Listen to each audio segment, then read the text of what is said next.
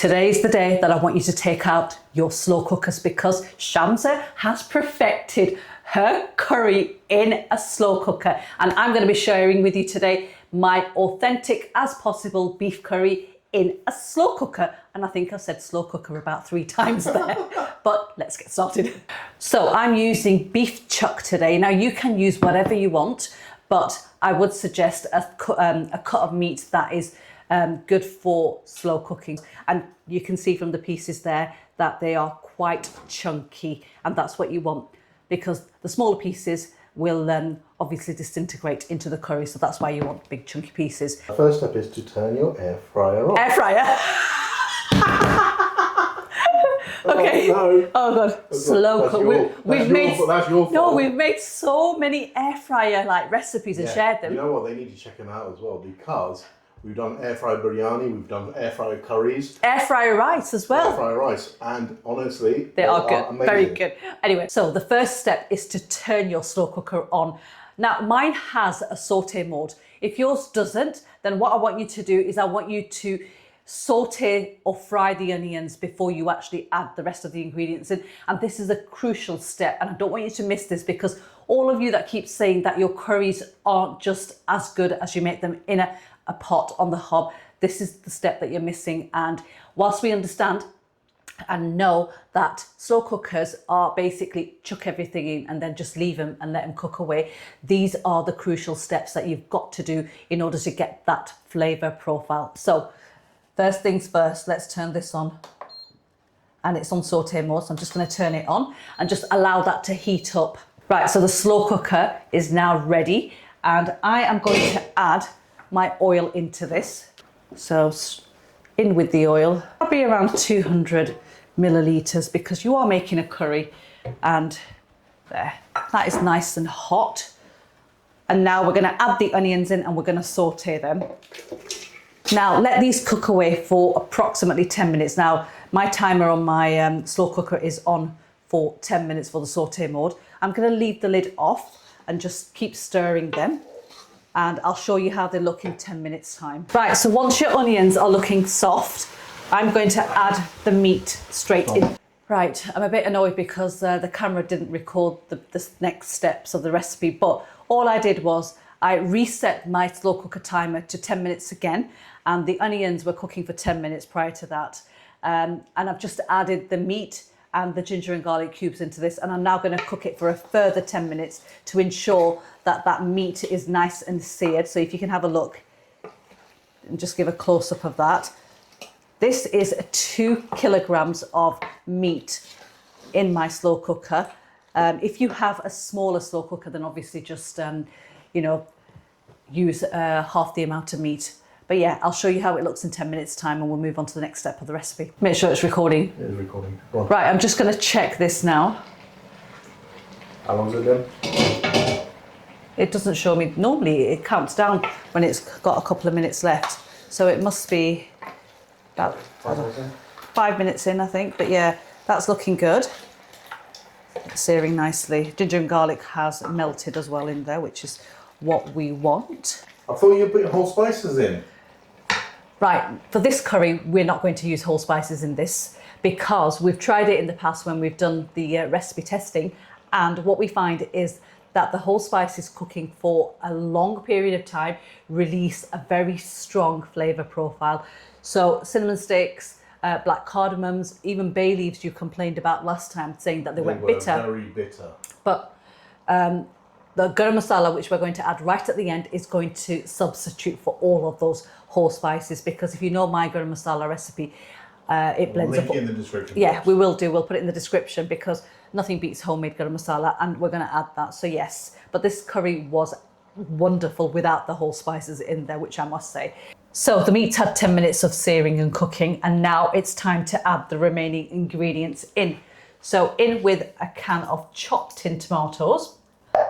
And then we have some spices here. Again, I'll link these in the description box, so please don't panic. We've salt, coriander powder, Kashmiri chili powder, cumin powder, turmeric.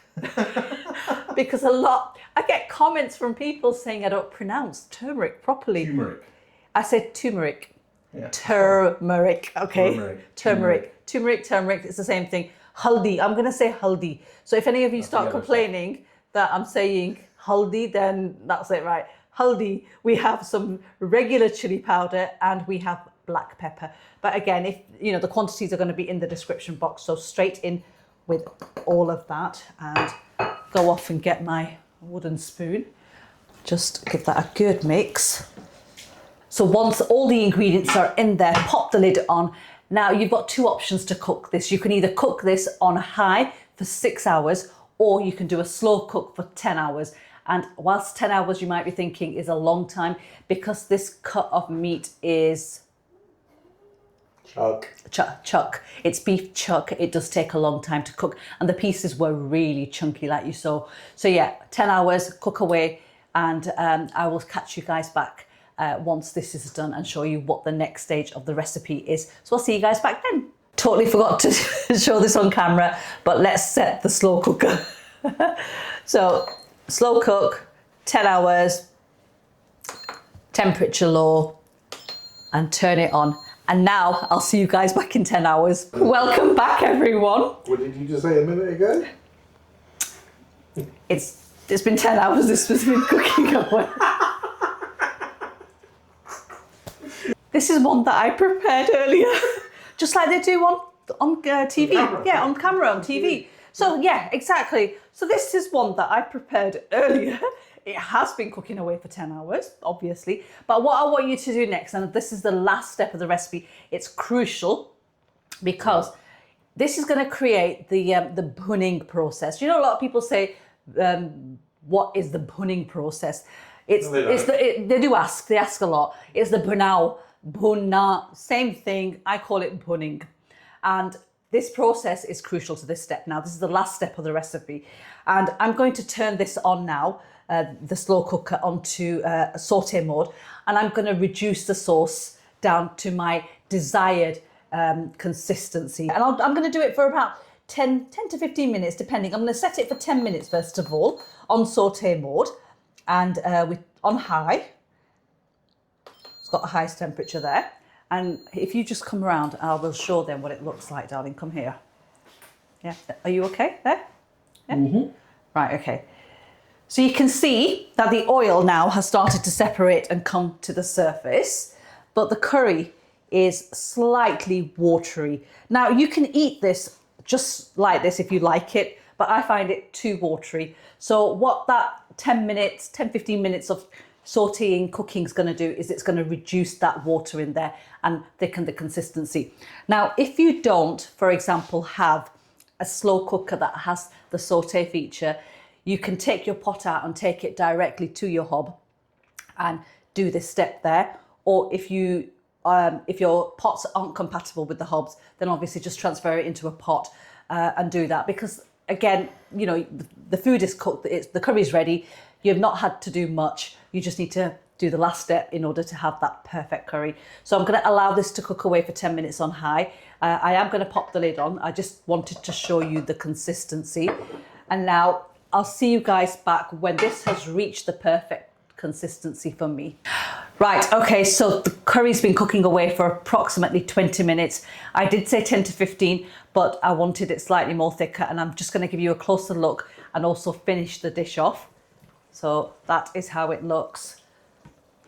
And you can see that the oil has started to separate and come to the surface, and that is the consistency, which for me, with rice, it's perfect. And now we're just going to finish it off. So I've got some homemade garam masala, which I'm just going to add straight over.